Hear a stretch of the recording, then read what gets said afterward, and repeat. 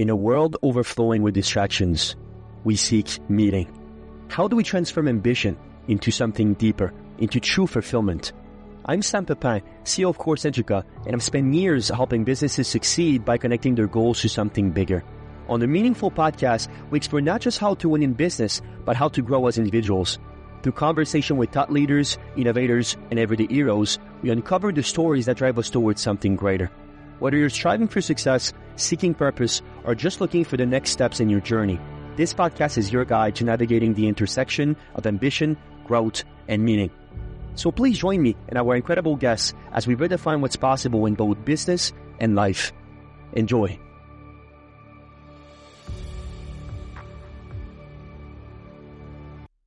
True strength isn't about domination. It's about mastering yourself. Welcome to the Meaningful Podcast. I'm your host, Sam Pepin, and today we're exploring three powerful themes: the mindful alpha male, neuroscience-driven performance, and the art of leaderships in business and life.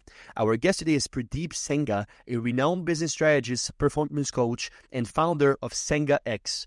With a background in performance neuroscience and psychology, Purdeep has dedicated his career to helping business leaders optimize their success, not just professionally, but personally. From his experience growing up in a hardworking immigrant family to his transition from corporate executive to high-performance coach, his journey is a testament to resilience, self-mastery, and the power of intentional leadership. If you enjoyed this discussion, please let the world know with a like, a small review, or a quick share. Your supports help more people find meaningful content just like this. Let's begin. Mr. Purdeep Sangha, welcome on a Meaningful Podcast. How are you doing? I'm doing great, Sam. Thanks for having me. Well, it's we're so lovely to see you here, and it's actually my first time meeting you. But some of what you're talking about business-wise is quite inspiring, and I'm looking forward to having a great conversation. To kick us off, tell us more about Sangha X. Oh, wow. Yeah. So Sangha X is basically a culmination of the business that I do fundamentally. And it's, how do I say it? Our business is very growth oriented. It's very much about personal fulfillment, quality of life, but also business. And so I work in a number of different areas. I work in business growth and scaling. We have businesses in different sectors, but where I spend most of my time is really helping other business leaders be successful, not only from a business perspective, but mainly from a personal perspective, because the thing that drives me is not necessarily how fast or big people are going to grow their business, but what are they going to get as a result of that? How are they going to contribute to society? How are they going to impact their family members? Are they going to have more time with their loved ones and have higher quality of emotions? Because that's so important. What I focus a lot on, because my background is primarily in two areas of expertise. One is business. The other one is human optimization. So my background academically and practically, research-based, is in performance neuroscience and psychology. Mm-hmm. So I've merged the two to really focus on this element of performance in business, but us performing better as human beings as well. Beautiful. Yes, very much of an holistic approach. And I think that defines you very well. I want to bring you back to the very beginning of all this, because I think it's very important to get some context into the story. You obviously described quite a bit of your bringing in your childhood experience, specifically from your father's perspective. But I would really love if you could share with our audience, how did your early life experience influence not only your approach to coaching, but personal development as a whole? Yeah, I think there's so many different things. So if you can stick with me here, because there's a number of factors in my life that have had an impact. Number one, I grew up with immigrant parents. My parents immigrated from India. They came over in the early 70s, and they didn't have any formal education. They just worked hard. So that was a big influence, because I grew up having to work hard. I grew up on an orchard, having to get up very early hours, 3:30, 4 o'clock in the mornings, and having to go up and work sometimes 10, 12, 14, 16 hours a day. So that was a massive part of my upbringing. The other part was the ethnic, you can say the cultural aspect that my parents brought. Being Indian, we had traditional gender roles. And that was, a big factor in terms of the work that I do, because I see now in today's society how people are so confused in terms of what their roles are, which is a big challenge for people's not only performance, but quality of life. So that's another thing that I grew up with. I grew up in a household where gender roles worked. and they worked very well. And the family worked very well as a result of that. And the effectiveness was very good. I also grew up on an orchard. So I grew up on an orchard, and some days I wasn't interacting with any other human being.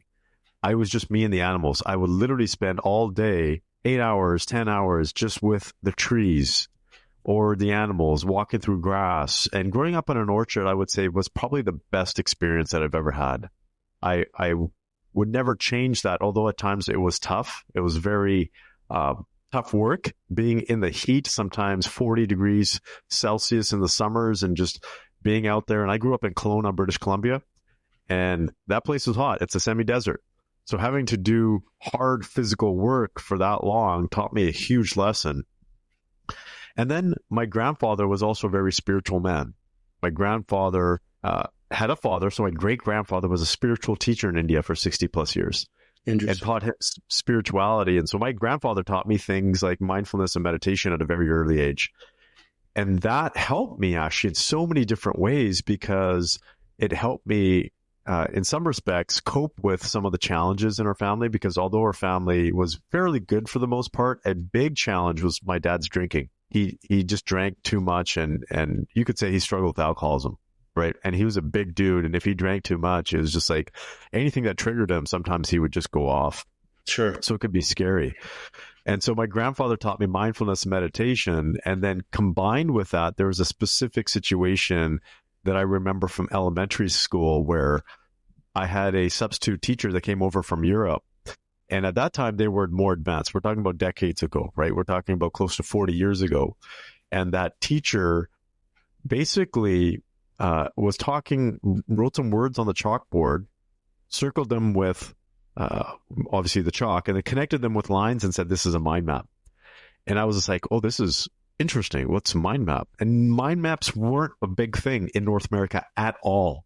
Mm-hmm. At all at that time. In fact, it wasn't until the corporate world I used to bring mind maps into the businesses I would work for, and to academics and stuff. Like, I was teaching other people about mind maps. And so I walked up to the teacher and I said, I was in roughly about grade 6. And I asked the teacher, I said, "What is this?" Because I was so fascinated. And he said, "If you're really interested, go look up famous inventors like Leonardo da Vinci and scientists like Einstein and stuff like that." So I did. And there was no internet. There were just books. And I found some commonalities in terms of how they thought. And one of the things that they touched on was tapping into what they call like a universal genius, this divine power, which aligned with the spiritual teachings that my grandfather was telling me. So scientists and spirituality was very much intertwined back in the days of the Renaissance man. And so we lost touch of that because we focused so much on science. We really forgot about the spiritual aspect. But I learned that at a very young age, and then slowly over the years advanced on those studies and practical uses, which then enabled me to get to where I am today. So that's kind of the beginning stories. Was I had all of these things in life that were great, but also challenging, that kind of intersected. And I think I found my place. I found the sweet spot for myself in terms of where I excelled, where my passion is, and what I think my purpose is in life. And that's fundamentally where I am today. Yeah, no, beautiful. And thank you for such an extensive explanations.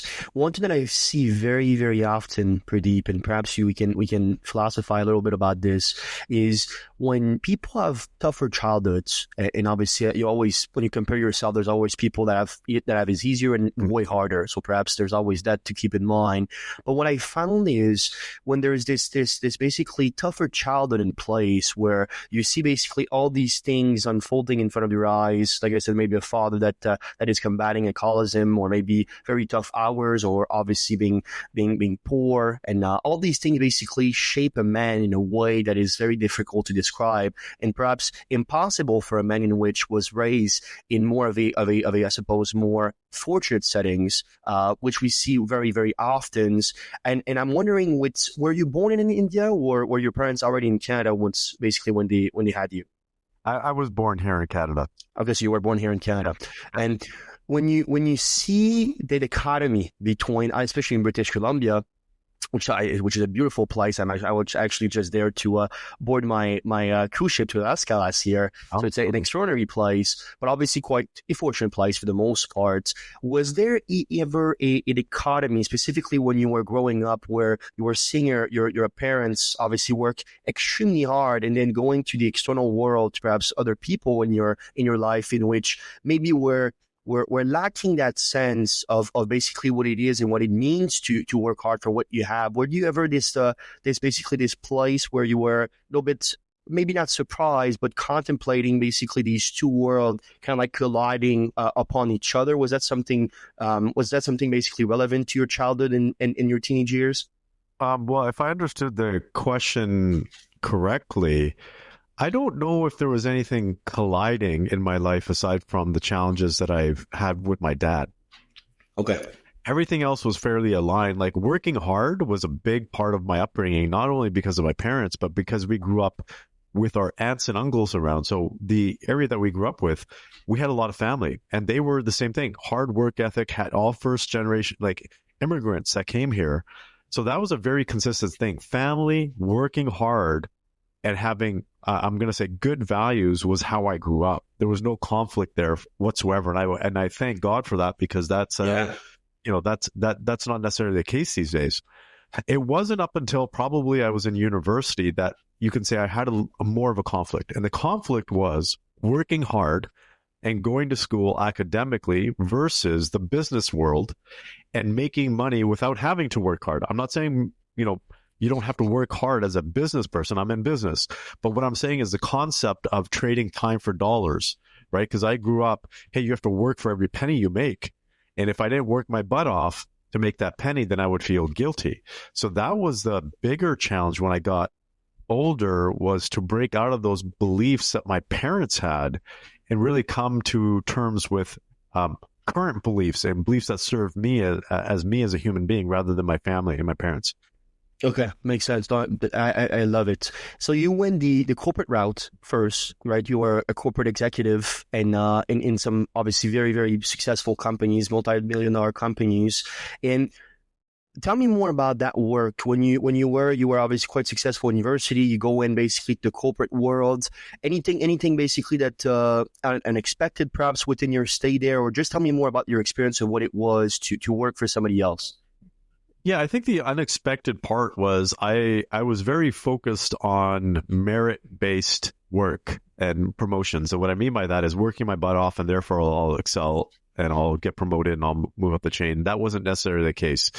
So I focused a lot on my head, you can say, my mental capacity, more than the emotional capacity, which was connecting with other people, building connections. For whatever reason, whether it was just genuine connections or the ability to move up in an organization. So what I mean by that was, fundamentally, I thought working hard was going to enable me to get success. That wasn't the case. It was really around the people that I knew and got to know and the relationships that I built. So that was the biggest aha for me, was, hey, look, I can't just work hard to get to the top. I also have to get to know people and get connected and build relationships.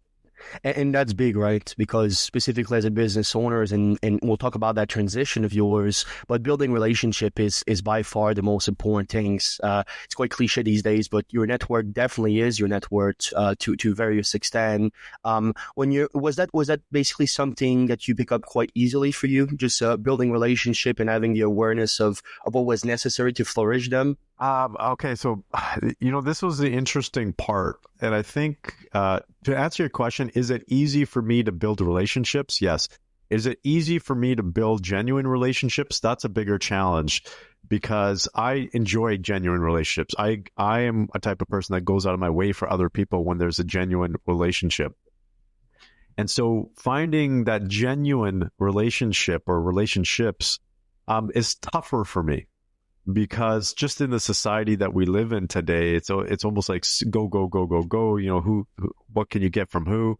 So overall, am I a person that connects with people? Absolutely, 110%. That's natural to me. I can easily connect with people, but I find that if I sense that if the person doesn't have a genuine intent, then I tend to pull back. Yes. Okay, so you had the right intuition. Perhaps your intuition is quite sharp in that matter. Yeah, yeah. In terms of self-awareness and social awareness, I would say I'm fairly strong in those areas. Okay, great. So perhaps when you were in corporates, what motivated basically your transitions to basically from a corporate exec, obviously what we call cushy jobs, obviously as a lot of people use that terms, to an entrepreneur, perhaps. What was the first motivation to do so? Well, first, it was always in my blood. I grew up in family business, so it was in my blood to really have my own business, you can say. The other thing is I had a fascination and a passion for helping other people. Like that's fundamentally my main purpose in life. And it was somewhat limited in the corporate world because my mandate wasn't necessarily to help people. My mandate was to generate revenue. So there's a little bit of a difference there. And so when I left, it was because I felt like there was a higher calling and a better purpose. Rather than helping one company, I could help as many as I wanted. Mm-hmm. And then my values weren't fully aligned with the organization or the corporate world per se. And so there's a values misalignment from that standpoint. And in all honesty, I didn't want to work for anybody else. Like I just didn't. And today there's it doesn't matter how much you pay me. I've had offers. I've had the opportunity. I would not go back there. In fact, I was just thinking about, I don't want to, I like being my own boss. There's no way that I wouldn't be my own boss in my work or in my personal life. So it's just not part of who I am. I like my freedom. Yeah, exactly. And I think as obviously different stage of life is calling for perhaps different goals and dreams and aspirations.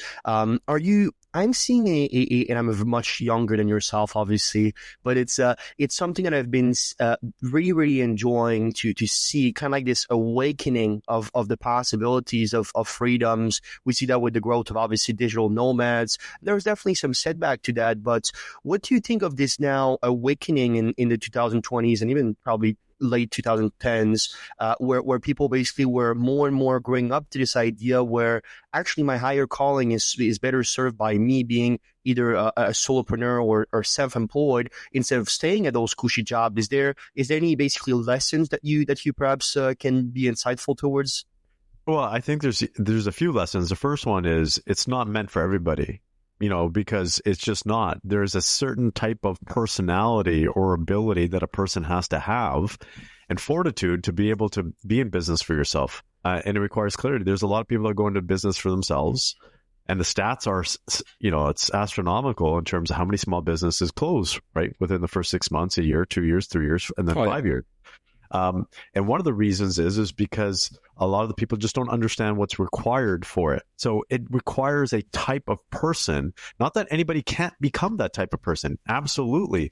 But it's not what a lot of people think. That's the first thing. The other one is there's a lot of opportunity out there. And I think the person that becomes successful is a person that is open to looking for opportunities, because that's fundamentally it. And there's something else that I learned too is the ability to solve problems and the ability to find problems, because people ultimately pay. If you take a look at business, what is it? It's to provide some kind of service or product. And fundamentally, those who make the most money are the ones that solve people's problems. Oh, yeah. And so if a person is good at solving people's problems, you can pretty much become an entrepreneur if you can monetize it. So there's a specific approach to it, but in terms of overall lessons, I would say there's a big heart to this too. It's not just head, it's heart. You got to have the heart for this. And if you have the heart and you have the head, I think anybody can become an entrepreneur. Interesting. So you do think everybody can become an entrepreneur if perhaps they understand the requirements to do so and then see the tools to be able to make it a reality, right? Oh, I absolutely think so. From the perspective of everybody has the ability. Will everybody enact on that ability? No. The chances are very slim for most people because their ability is there, but they may allow something to get in their way, or they may not find the opportunity, or it might not be as much of a desire as they need it to be and not have the motivation. So the ability is absolutely there. I'm a firm believer that everybody has the ability. to do most things. It's whether they do it or not, which is a combination of, you know, It's actually a combination of four things if you take a look at it. And I've studied this because not only did I study business and strategy, right? I studied the human side. So everything we do falls into one of four categories. One is our strategy, which is the approach that we take. The second is what we call state, which is how you show up every minute or moment. The third is systems. And systems are the tools, the processes, and technology that we use. And the fourth is support. The people that we surround ourselves, as we talked about, the people who are aligned with our vision. Every single thing that we do as an entrepreneur or even as a human being falls into one of these four categories or all four categories. And if we learn all four of those categories and how to be effective in them, which I spent the last 30, 40 years studying, was all four of these categories, then anybody can absolutely be successful, not only as an entrepreneur, but successful at anything that they want to do in life. Love it. And you're right, and I'm a big proponent of James Clear's Atomic Habits and this concept of you felt to basically how good your systems are, but there's definitely more to it. I love this 4S systems. Actually, it's very easy to remember. So that's also something that is very important. And I really want to have you talk to us about the birth of the complete man concept, because it's quite fascinating. So you transition into coaching and consulting, and obviously you develop these concepts, and truly it seemed like to help men specifically achieve success in business and overall in life. I think it's, like I said, quite holistic in this matter. But I really want you to tell me what inspired you to develop basically this concept and this process, basically, not only what it is, but how does it address basically the unique challenges that men faces in this DNA? Sure. So let's take a look at the first one, which is what is a complete man? And the complete man came as a result of basically all my learnings, all the academic research and practical research, as well as real life experiences, not only being a man myself, but also through seeing my dad, my grandfather, other men, regular everyday men in their lives, and studying them and seeing how not only did they live, but what was the impact on their spouse, so their wife, and their kids. And so I took all of that knowledge and brought it together. And a big part of that is also my grandfather's teachings, because I also related to the combination of my grandfather was in war. He actually was in the army for 30 plus years in India. And he was a very spiritual man. So the complete opposite of each other in terms of the spectrum. And He showed me the balance between the two and more like the harmony, right? How do you become a man in war, but also be very spiritual? And so that was something that I grew up with, which was, holy crow, like how do you really bring two of those aspects into your spirit? And it's very powerful. That is the concept of the complete man, because I talk about being the mindful alpha male, and I'll get back to that in a little bit. But fundamentally, most men are going through their lives feeling like they are missing something, like they are incomplete. And that's how most of us live. And I'm not saying I haven't been there. I'm not saying there are at times I get there, or throughout the day, there might be a time or two where I feel like that. But much of it is because we haven't developed ourselves internally to that point and the degree that we need to. So it's really about the internal state, working on ourselves internally before we work on ourselves externally. Because when we focus on who we are and how we've progressed as individuals, the external world becomes less relevant. Let me explain what that means. I go to bed feeling great about myself, most cases, regardless of how my business does or doesn't do, or whatever that looks like. Because I know who I am internally as me, as my soul, my human being, and my behaviors, my attitudes, my characteristics, my character as a whole. I strive to be a better person every day. And as long as I can come to that realization and grow towards that, whatever happens on the external world, that's external to me. Now, most guys try to work on the external world first. So something isn't going right in my relationship or money, I'm going to try to fix that. No, because what ends up happening when we try to fix that, the same issue comes around again at some point. If we fix what's internal, then the environment actually starts to shift more towards us. And what I say is, instead of trying to change what becomes, repetitive and over again, we try to fix the same issues over and over again. We got to fix ourselves, because then we're less likely to fall into those same issues. And the environment will actually behave differently. This is actually shown through science. When we shift our internal state because of our decisions and actions, we start doing things differently, and the environment starts to react around us differently. People start to shift differently, right? Our clients start to behave differently. So the environment starts to shift for us. That is a core concept of the complete man, is trying to be complete from within rather than trying to fix the external world. And the economy, the funny thing about this is we never become the complete man. It's a continuous journey. It's a continuous journey of growth. And we strive for the internal rather than the external. This is something my grandfather taught me because my religious background, I'm not religious per se, but I take values from different religions. But I grew up in a religion of what they call Sikhism. We call it Sikhi.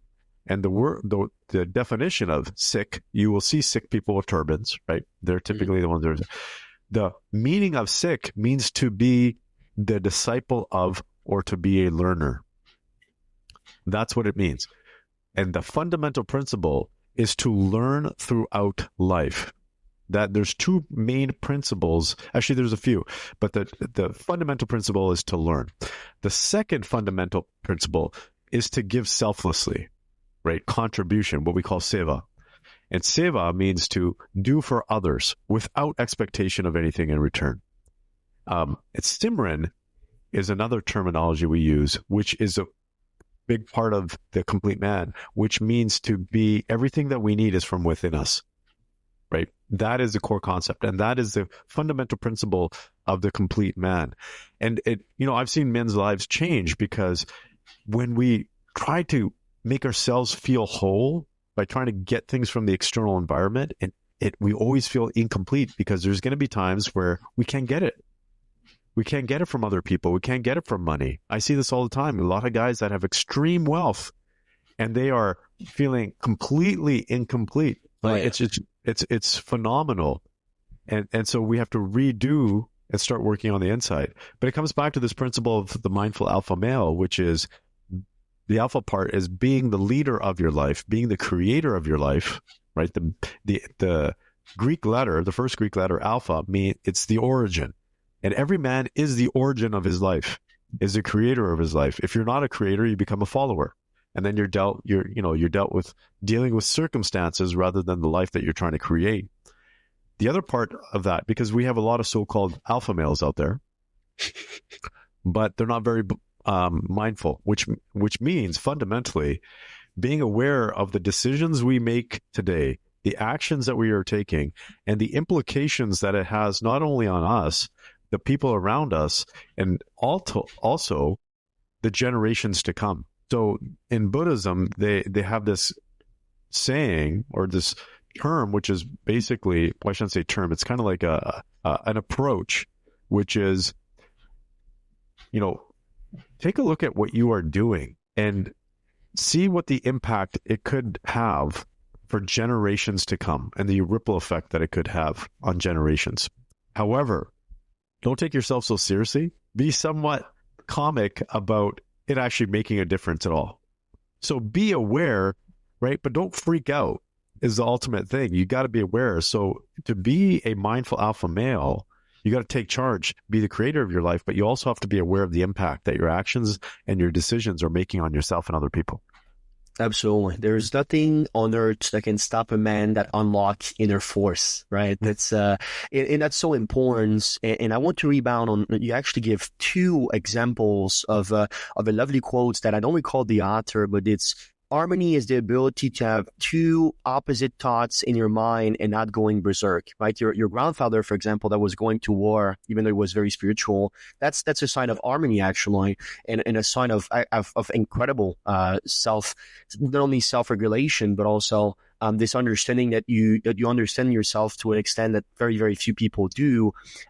This concept of alpha male, it's actually quite trendy, perhaps in the last couple of years, and it's actually quite, in my opinion, it's a little bit of a shame that it became that guru and experts like, because the alpha man concept is such a great one, and it's something that actually been alive and been basically a concept of what being a man is for hundreds, if not thousands of years. And I would love to have you talk to me more about the distinctions. We talk about the mindful alpha male, which is very interesting because we typically see way more unmindful alpha males, or so-called alpha males on social media and so on. Why do you think basically the mindfulness portion is so important and such an interesting perhaps distinction to make within this concept of what it is to lead your life? Well, just take a look at what's happening in society today. I'm not a political person by any means, but we are seeing this play out completely in politics today, where it's okay to be belligerent to other people publicly. Like, we don't allow kids to bully each other in school, but now we're allowing adults to bully each other online. So this is what we are seeing in the world today, and it's having a real impact on people. It's having a real impact on people's mental health.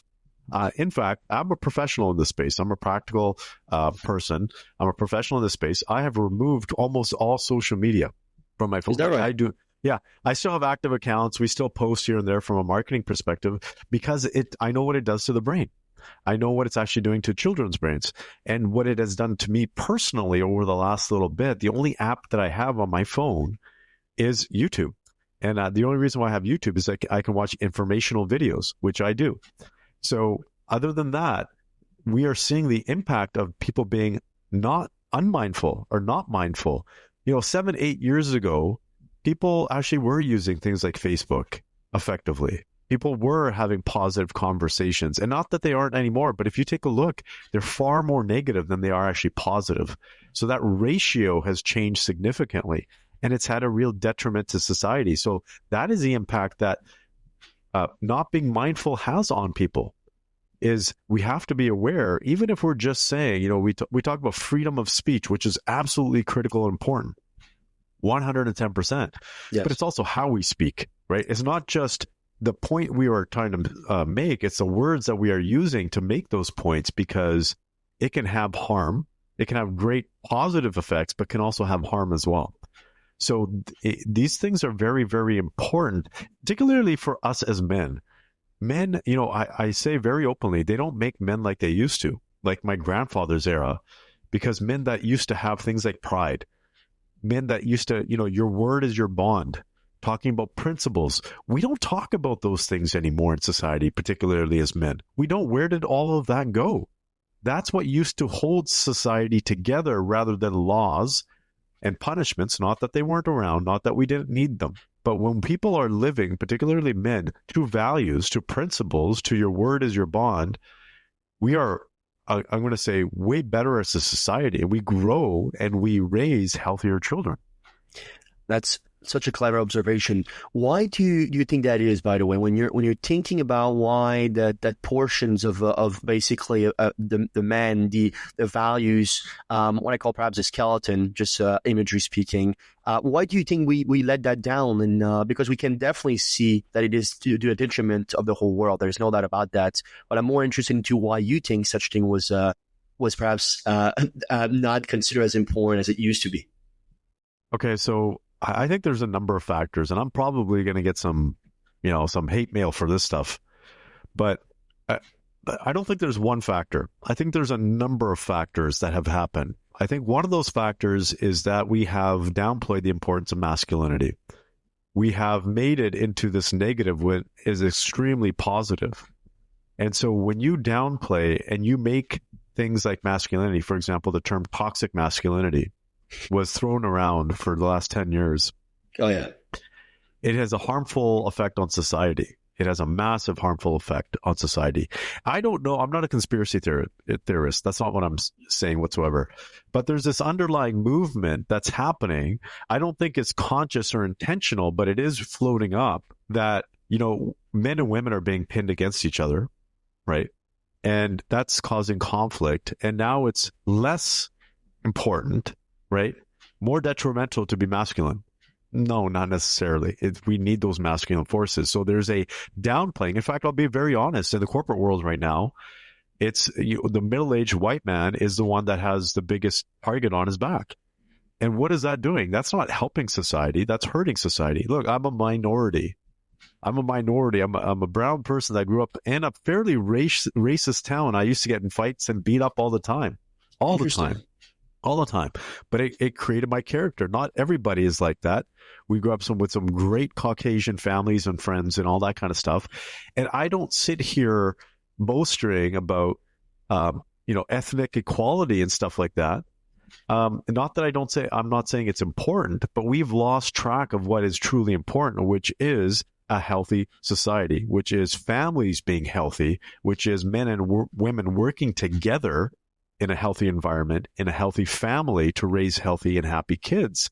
I think this movement of rights has really challenged people right now. Like it's almost like a thing where what happened 200, 300 years ago, we have to make right today. We got to figure out what's wrong in society today and try to fix that. These are so many things that I know in Quebec, for example, that you have a stronger stance in terms of these types of movements. In other provinces, we don't. Like, I'll give you an example. I did a lot of work with universities. We partner with a lot of universities and research institutions in high performance, in the science, the psychology of high performance. Like, we did some pretty phenomenal work. We are the leaders in Canada right now, in fact, in this area. Most recently, we received an offer by a university. I'm not going to name the university, to do some work. And it had nothing to do with performance, had nothing to do with that. It was more in the area of marketing. What ended up happening, they engaged us, we engaged them. We were supposed to do a project. And then it came around about 2 weeks before the start time of the project that they dropped out of the project. And the reason for that was that they said that the few of the faculty members had listened to some of my podcasts, had read some of my blogs and said, this doesn't align with some of our internal policies. And for anybody who listens to my stuff, it's not anything negative. It's nothing like that. It's actually very neutral because I come at it from both sides. Yes. This is one of the prime examples that we have in society today, right? Because we have these things like, and I have nothing against DEI policies. I think they're required in certain situations. But I think it's gotten to such a point now where anybody talks anything, it's this conflict. If I say what the conflict is, it's right now you have extreme polar opposites on both sides. You have a movement towards freedom of speech, and you have a movement towards equity, right? And it's almost like the equity, they're trying to support freedom of speech, but they are putting it down at the same time. Interesting. Does that make sense? No, it does. I don't know if that makes sense, because anybody who talks against DEI or any of these movements is then chastised. Yeah, which doesn't support freedom of speech. Yeah, which doesn't support the whole concept of what we are trying to achieve here. So I think what we've done, fundamentally, if I say what the challenge is society has become so polarized that we have the inability to talk about what's in the middle, which is what most people want. Exactly. Which is, I'll go as far as saying that what everybody should want. And this is such a clever observation, by the way, and I love to actually go deeper into it, because you talk so much about the complete man, which I'm in total agreement with, and we seem to be very, very actually aligned from a politics standpoint. It seems like from just these few points you outlined. So I'm full support of what you just said. The interesting thing that I've been able to see, and perhaps through history books, I'm just an avid reader and I love to understand, is what we've been seeing in this society, and what I think we are to a certain extent forcing basically some of these of the disparity between genders, is with incomplete men becomes incomplete woman and vice versa. It doesn't help anyone actually to does this polarized stance against each other. The only way. And obviously you had immigrant Indian parents, which I think India had a way better stance on family and what it is and what it means. That's my opinion. But we've been seeing we have been having such a hard time with harmony, because again, when when they become so polarized and so basically opposites that they cannot basically aim towards the same goal, which should be a flourishing society where we have beautiful children and raised by beautiful parents, we are having this total collapse of society. And I think that we do talk about it quite a bit, but I'm really happy that we've been seeing whatever you want to call it, new media or even basically external sources talk about it to this extent, because I think we were very much, and we maybe even still are, on the brinks of total collapse of Western society based on these very, very simple concept that has been basically so demonized that basically make the society totally unstable. From your point of view, Pradeep, because you work with so many basically men specifically, obviously I'm sure you engage with many women basically in your past as well from a professional standpoint.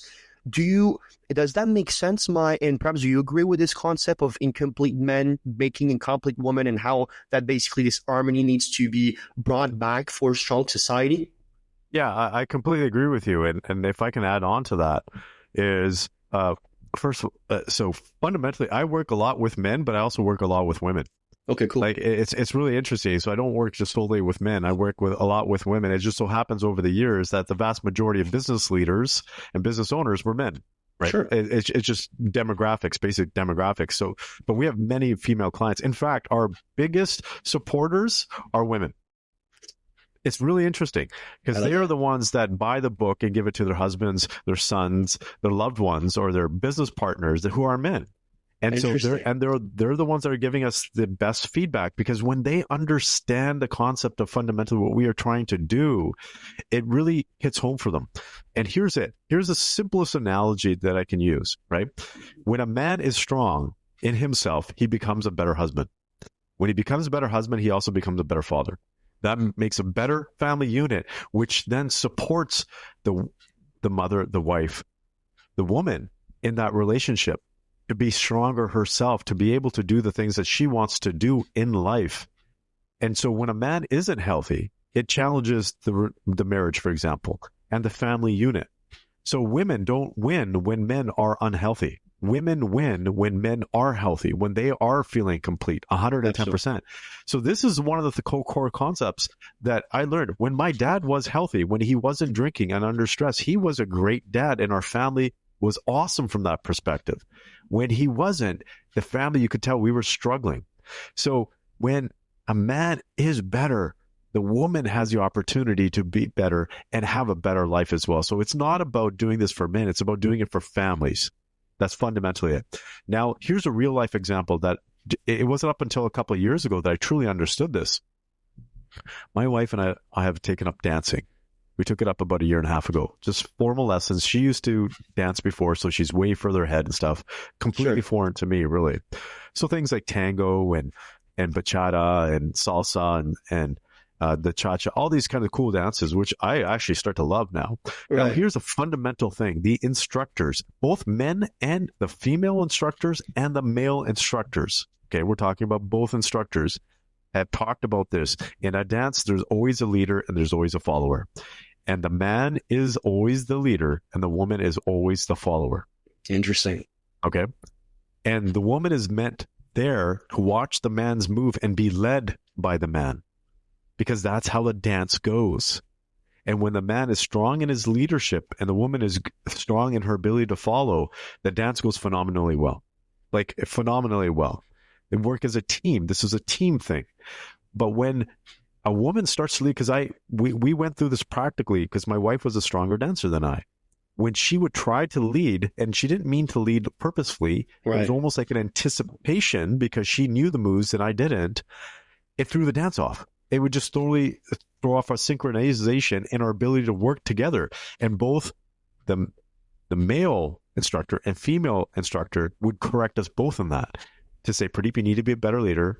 And to my wife say, you need to follow better, because that's how an effective team will work.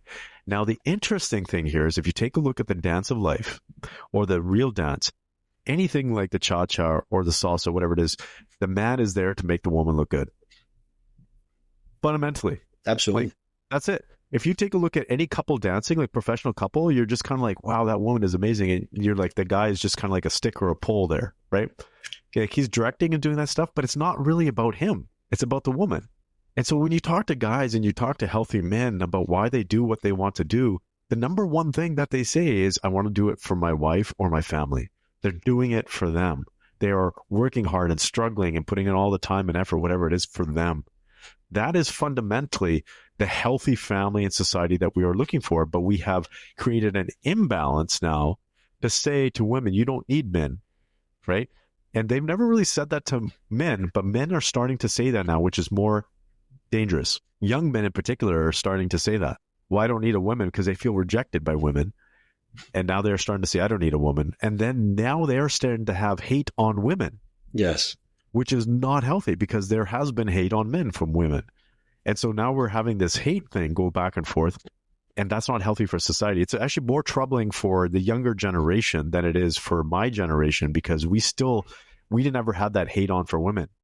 Now the younger generation, there is that hate piece. So particularly your generation and younger, you're going through bigger challenges. But that's fundamentally what we've seen. This is one of the reasons how life could actually be different, because when men and women work together, it's beautiful. It's like a dance.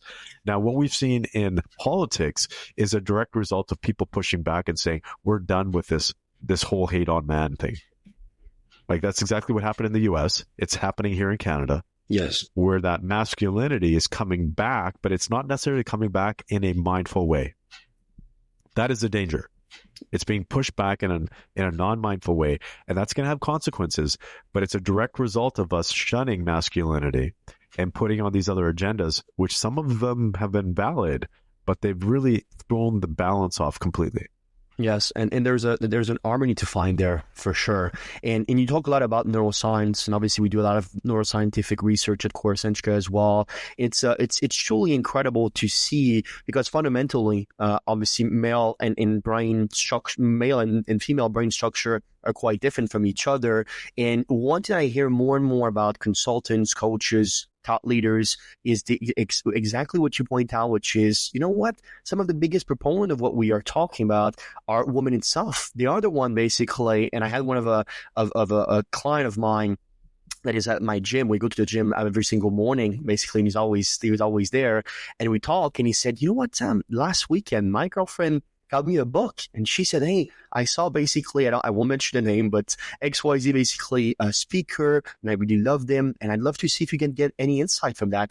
And that is so beautiful. So beautiful to have that team basically becoming one, and we can even go all the way to marriage, and what does it mean? But I think that's another thing, another key components of all this, basically understanding that truly a couple or any basically formal relationships where love is involved and you'd like to grow a family together, the more united you are and the more you become one, to take a just basically a sacrament, the easier it is and the easier it is to flourish, perhaps, which should be the objective of both parties and everybody involved within the situations. And I was really thinking, Purdeep, from obviously you've been with very, very, very powerful and very basically affluential and influential men around the globe, and you have studied obviously neuroscience to an extent that very few people did, which is, in my opinion, quite fantastic. I would love if you can tell me more and explain in your words how in your professions, how does neuroscience can improve basically the performance of both men and women in their personal or a professional settings. What's the use of it? Well, the basic use of it is having an understanding of what our behaviors are doing to our bodies and our brains. That's the fundamental basis, and how we, by changing our behaviors, can actually change our bodies and our brains.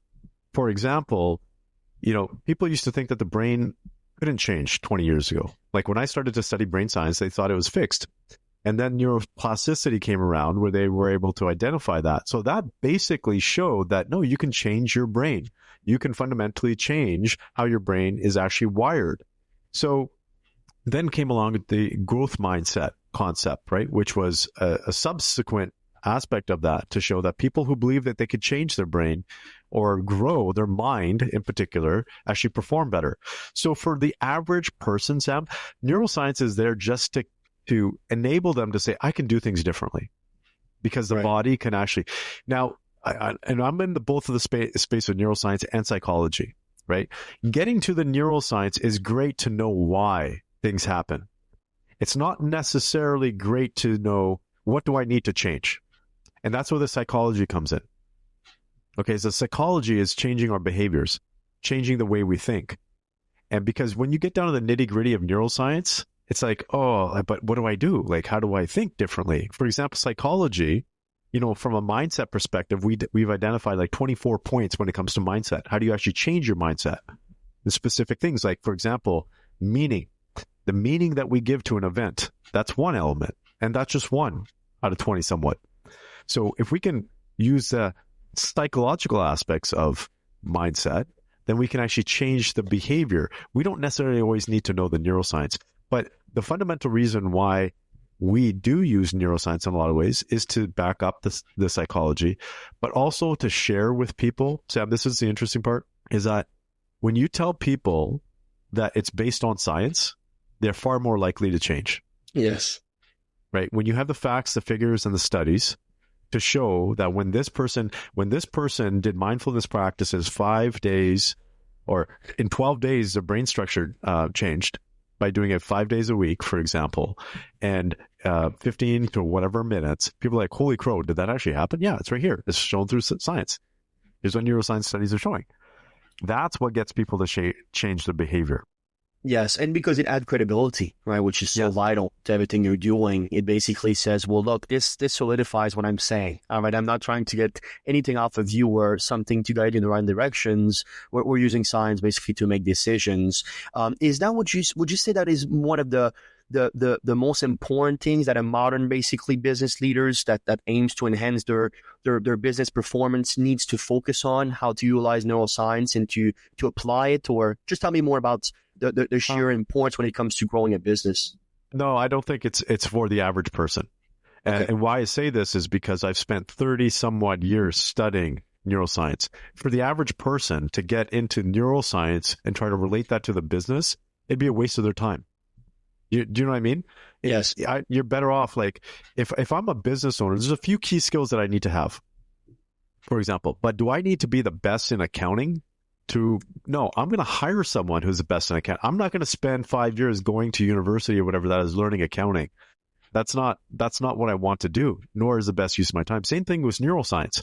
They don't need to go out there and study neuroscience and be like, and this isn't a pitch. This is bring the best people in to show you the real practical things that you can do to grow your business or get your people to perform better so you can actually implement that.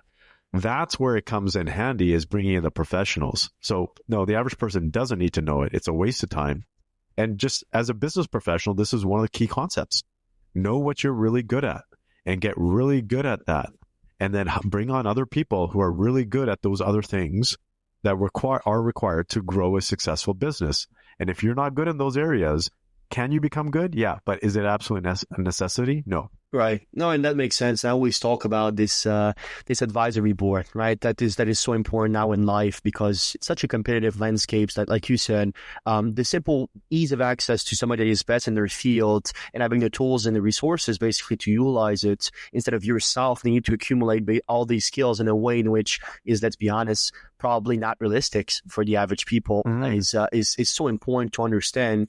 If that's not one of the key strategy of basically what you think most business leaders should focus on, what are, from your experience and basically not only running your own business but having hundreds of clients, what would you say are some of the key strategy that business leaders should focus on right now? Okay, so that's a loaded question. So right now, obviously, if we take a look at it today, technology is the biggest thing. And I'm not a huge fan in terms of what's happening with AI, because I think it's a detriment to society. AI is built for businesses. It's not built for the average human being in society, because people are going to be less happy and less healthy as a result of it, aside from technologies that are directly impacting people's health. Let's put that out there, right? Okay. So if you have a technology that's using AI that can help you live a longer, happier life, great. But most technologies are going to be built around, well, outside of the medical industry, it's going to be about getting people hooked on technology. That's what it's going to be about. If you see today, we have more technology than we've had, whatever. Are people getting happier? No. People are actually getting less happy. We've seen this the last 15 years, or primarily since the iPhone. We've seen happiness levels, boom, go down. We've seen mental health go up. There's a direct correlation between that. So technology doesn't necessarily mean happier people. But even though I'm saying that, it's a huge, huge fad right now, and it's like a runaway train. And so I'm afraid that if people don't get on this AI train, they're going to be left behind. So AI technology is the future, 110%. So be aware of that, bring that in. Now, what's the other advantage is humans. And one of the things that I'm seeing is humans are not becoming more effective. What I mean by that is people's focus and people's energy, and we measure this all the time, is actually going downhill. Look at the average person's, like, if I ask anybody, for the vast majority of people, I ask them, is your focus getting better over the years? They're like, no, It's actually getting worse. And a big part of that is because of technology. Is your energy going up? A lot of people are like, no, it's actually going down. And it's because of technology, societal, COVID, right?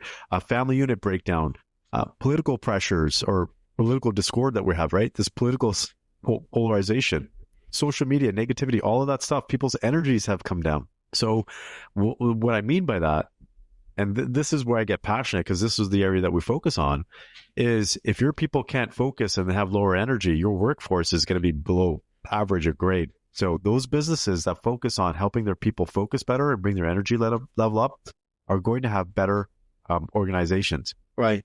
Absolutely.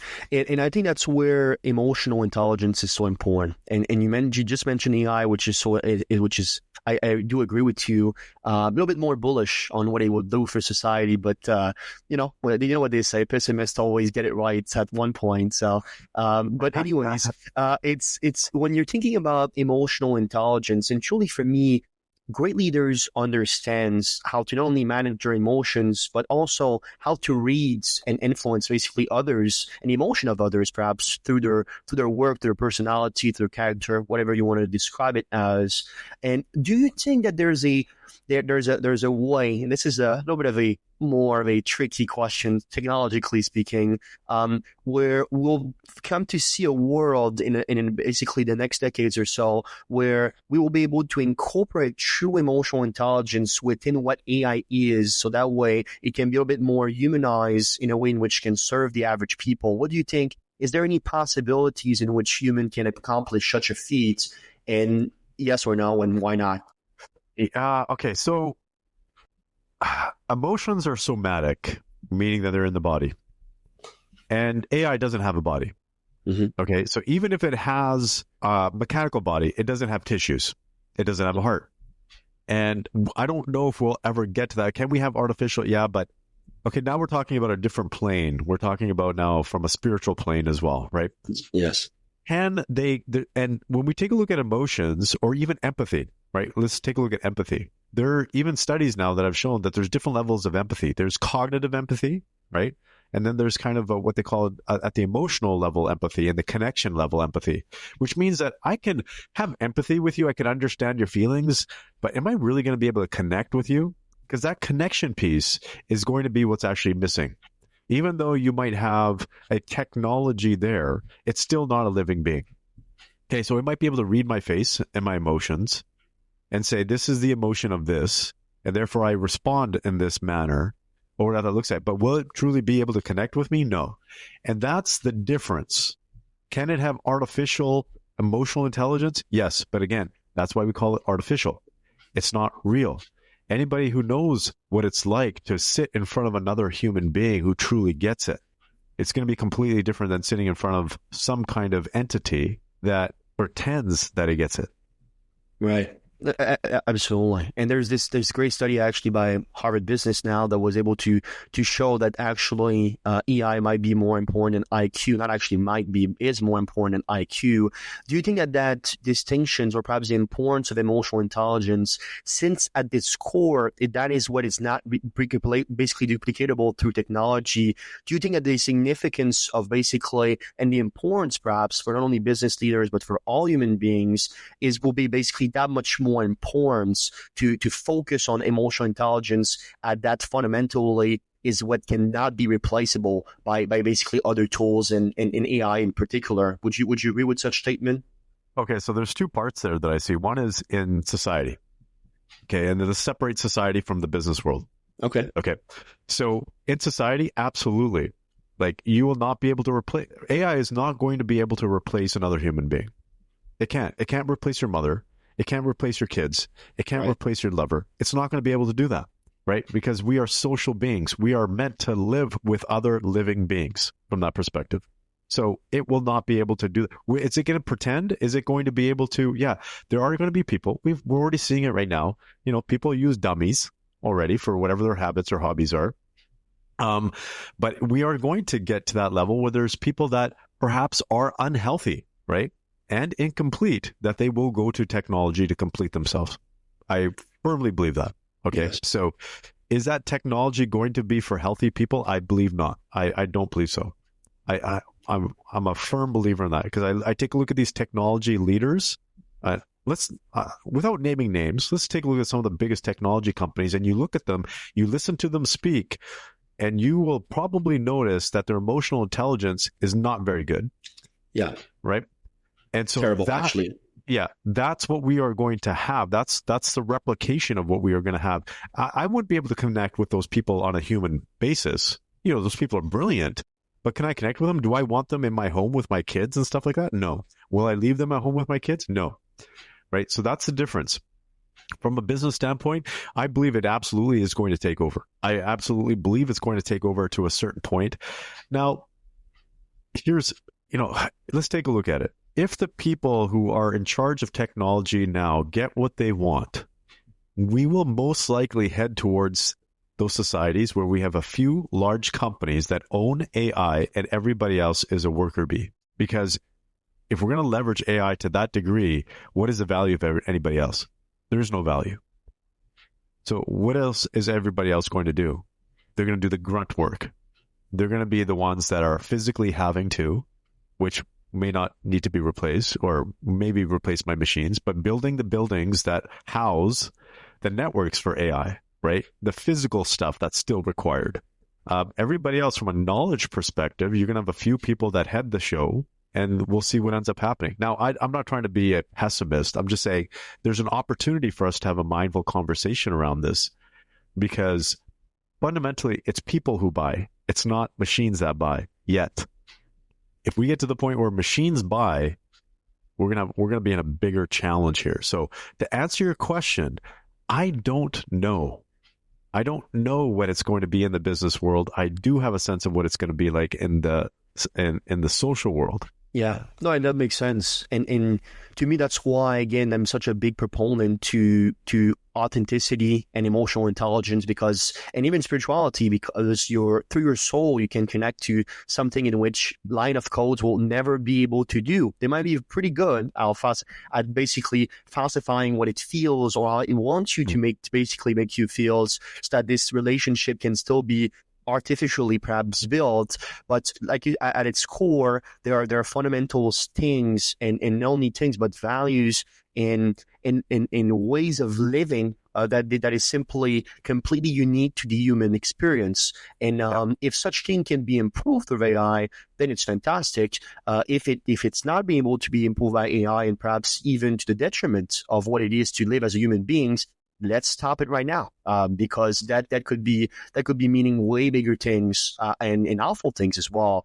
I'm optimistic, and perhaps maybe because of my age, maybe because of my faith, but I do believe, and I do see the other side of the medal, which is perhaps much more darker, and needs to be talked about, and we need to be aware of it. And it's great to have people like yourself to bring it forward within this conversation, because I think those who don't talk basically to the other side are most of the time on the wrong side of history. And from that perspective, because we're both in agreement about how important AI will be, and it's still very important, but I think it will be even more as technology take over every single field about anything. What's the best way you've been able to see to increase your emotional intelligence for yourself, but maybe for some of the other peoples in which trust you in accomplishing such a feat? Is there any insights or tool you're using to become a more emotionally intelligent being? Okay. So the basic to become more emotionally intelligent, there's a framework that's commonly used, right? So if anybody's read Emotional Intelligence 2.0, it's a really good book, and it outlines what the fundamental basics of emotional intelligence is. And so there's a framework of emotional intelligence, but emotional intelligence is a skill, just like anything else, which requires intentional and deliberate practice and focus. So if someone wants to improve their emotional intelligence, yes, they can absolutely improve their emotional intelligence through learning the skills. And you can read books, you can take courses on emotional intelligence. So that kind of stuff can be done. But there's also something else too. It's really interesting, because emotional intelligence, we're taking a look at it. We're reading other people's emotions. There's an interconnectivity. There's also a level of capacity and ability. Some people have a better ability to be emotionally intelligent because their brains are wired that way. Perhaps they grew up in an environment, this has actually been shown, like kids that are sometimes in a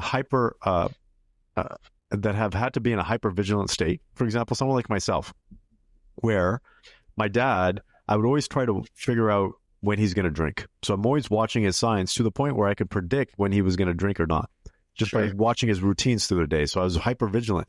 So I am more aware than I'm going to say most of the people that I'm with around emotional intelligence, because I've just grew up in a hyper vigilance environment where I had to read people's emotions. Okay, so my brain is wired that way. Another example is I was just having lunch with, or a coffee with a police officer. And the police officer, you could tell his focus, he was able to pick up and be aware of what exactly was happening in that coffee shop, because that's his training, right? So everybody has a different level of capacity and ability based on their brain, their upbringing, right, and the past experiences. But it's a skill that can be learned and adapted by courses, reading, and that kind of stuff. But the most important thing, I'm going to say, is experience. Hands down, learning every single day. Like I don't know how many books I've read on emotional intelligence and programs and all that kind of stuff. We design them ourselves, but every single day I can tell you I am learning more about myself every single day. It's stuff that I had no clue, and behaviors I was like, oh, that's why I do that. Oh, I get it now. Okay, that makes sense. And I'm never going to stop learning. So experience, I would say, is another big factor there. Yes. Live, right? It's I think we teach people how to survive very well, but let's teach people how to live. Let's teach people how to thrive. And perhaps when you're thinking about your future plans for the complete man and everything basically that comes around the companies that you're working on with Sangha X, tell me more about what you aim to do for the world with it. Project me basically in 10 years from now, 20 years from now. What does that look like, and how do you feel towards that? Wow, yeah. If we're taking, I'll tell you my short-term version is really to be from a business perspective, be the leaders and own the market in Canada. Like I've really focused on Canada. Interesting. We were doing work in the US before and overseas, but Canada in particular because a number of reasons. Number one, I live here. And I've always wanted to do work here. And I didn't do a lot of work here before because Canadians, sometimes we can be a little cheap, right? Yes. So that's the number one thing. But look what just happened yesterday. You know, when this podcast is released, I don't know what the time is going to be, but we're in the middle of a trade war with the US. Yes. And the Canadians we need to have a better economy, and we need to have more entrepreneurialism. We need to have stronger entrepreneurialism. We need to have a stronger family in terms of the units that we have in Canada. We need to have a stronger society. So for me, my big aim and goal is to help Canadian families be stronger, to help the Canadian economy be stronger, because my kids are going to grow up here. Who knows? They might move out somewhere else. But that's my mission. That's what I'm focused on. And that's the work that we are doing as an organization, is really to help business leaders be successful in their families, as not only as individuals, as human beings, but in their families, as spouses and parents, and then as business leaders, so we can grow a strong, healthy society and business economy here in Canada. Incredible. Mr. Purdeep Sangha, thank you so much for taking the time to be on the Meaningful Podcast. And this was a very, very insightful and quite interesting from my point of view conversations. And I will absolutely love if you can share some last words of wisdom with our audience. Oh, my last words of wisdom, I always like to say, although we talked about some dark stuff here, remain optimistic, because that's a number one trait for all high-performing business professionals or non-professionals. It's something that's very, very important. And just as we talked about, Sam, it's really the people that we hang out with. And I think something that we've, with this age of AI, with this age of technology, I think one of the things that we got to get back into is the age of heart. And so we got to get back into that. And the more we get into our hearts, the more we get back into connecting with other people through hearts rather than technology. I think we're going to be stronger. We're going to be happier. We're going to be healthier. We're going to have more energy. And that's fundamentally the whole purpose in life. So that's my last message there. Thank you for spending your time with us today on the Meaningful Podcast. If you enjoyed this episode, please leave a review or share it with someone who could benefit from it. And always remember, your story matters. Make it meaningful. We hope to see you next time.